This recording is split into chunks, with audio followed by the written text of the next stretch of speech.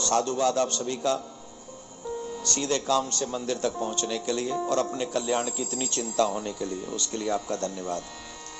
Otherwise कलयुग चल रहा है, यहाँ अपने कल्याण के बारे में कोई नहीं सोचता। भविष्यमाल का उड़ीसा के संत हुए, उन्होंने लिखा है, भैया हमको दे के गए, संत जी ने भविष्यवाणी की है। वैसे कलयुग की आयु 4,32,000 वर्ष की है, पर भविष्य मालिका में लिखा हुआ है कि 5,000 में कंप्लीट हो जाएगा। हम नहीं कह रहे, भविष्य मालिका का वक्तव्य है और श्रेष्ठ संतों की भविष्यवाणी है।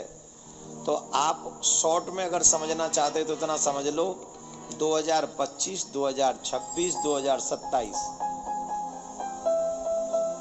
ये 3 साल पूरे विश्व की मानवता के लिए डेंजरस टू डेंजर है।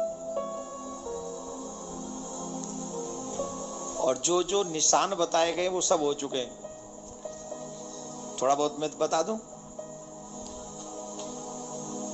बताऊं? भविष्य मालिका में लिखा हुआ है, उनकी ध्वजा कभी गिरती नहीं, उसमें अग्नि नहीं लगती। और मंदिर, वो पहला मंदिर ऐसा है जगन्नाथ प्रभु का, जिस मंदिर पर कोई भी जो अपवित्र पक्षी हैं वो बैठते नहीं हैं। जो अपवित्र पक्षी हैं वो उस मंदिर के ऊपर नहीं बैठते हैं। लेकिन भविष्य मालिका में लिखा है, जब वो बैठने लगे तो समझना कलयुग का अंत होगा।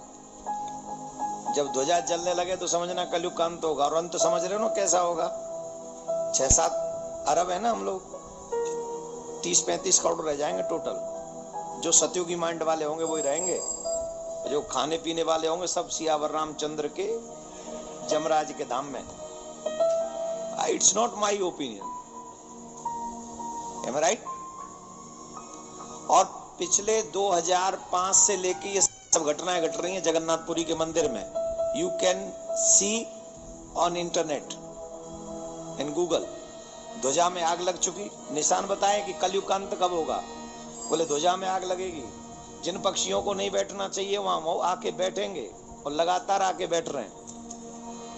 और उन्होंने कहा है कि कलयुग का अंत तब समझना जब 19वां राजा राज्य कर रहा होगा। पढ़ा है ना मैंने, 19वां राजा राज्य कर रहा होगा। और जब 19वां राजा राज्य कर रहा होगा तो उस राजा के संतान नहीं होगी, उस राजा के संतान नहीं होगी। और जब उस राजा के संतान नहीं होगी तो समझना कलयुग का अंत हो रहा है। और वर्तमान में जो राजा हैं उनके संतान नहीं है। No, don't laugh. और 19 में ही हैं, और 19 में भी हैं। ये 600 वर्ष पहले किताब लिखी गई है, 600 years ago ये भविष्य मालिका की किताब लिखी गई है, जिसमें लिखा गया है कि द्वारका का जगन्नाथपुरी के जो राजा होंगे वो 19 में राजा होंगे उस परंपरा के, और उसके बाद कोई राजा नहीं होगा वहां। और जो 19 में राजा होंगे उनके संतान नहीं होगी। और जब उनकी संतान हो तो समझ लेना कलयुग का अंत है। और अब उनकी आयु भी कम नहीं है, राजा की आयु भी लगभग 1970 में वो राजा बने, और तब वो 19 साल के थे। 1970 में बने थे, 19 साल के थे, तो मतलब 51 का उनका बर्थ है। तो आज कितने के हो गए? कितने दिन और?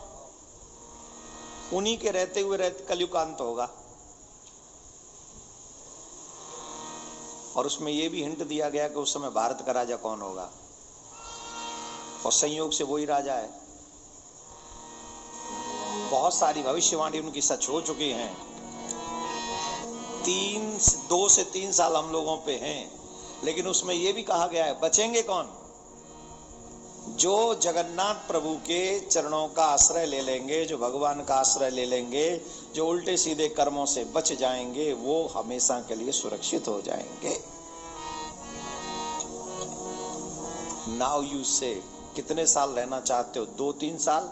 तो enjoy your life, do whatever you want. और if you want to live long, then you do what I say, what your granthas say, take feet of Lord Krishna, भगवान के चरण पकड़ लो, उनका नाम गाओ, शिव की शरण हो जाओ, कल्याण हो जाएगा। अच्छा, इसमें मुझे भविष्य वक्ता मत समझना। फॉर योर काइंड इन्फॉर्मेशन में आप तो फिर भी इंटेलिजेंट है, मैं तो वो भी नहीं हूं। मैं तो आपसे 4 कदम पीछे हूं, आगे नहीं हूं। तो कहीं मत समझना, देवकीनंदन ने कहा था, भविष्य मालिका ने कहा था, रेफरेंस दे रहा हूं, पढ़ लो। और वो भगवान के 5 सखाओं में से एक हैं, और वो मिथ्या नहीं लिख सकते। तो समझ लीजिए, हाथ जोड़ लो, प्रार्थना कर लो, बचा लियो ठाकुर जी। जो यहाँ आए, जो ठाकुर का नाम ले चुके हैं, गोविंद, सनातनियों को तो बचा ही लेना, बाकी का जिनको देखना वो देख लेना, आई डोंट माइंड। हाँ, 57 और 89 को तुम देखना, हम पे तो एक भी कंट्री नहीं है सरकार, हम तो विदाउट कंट्री जी रहे। राधे।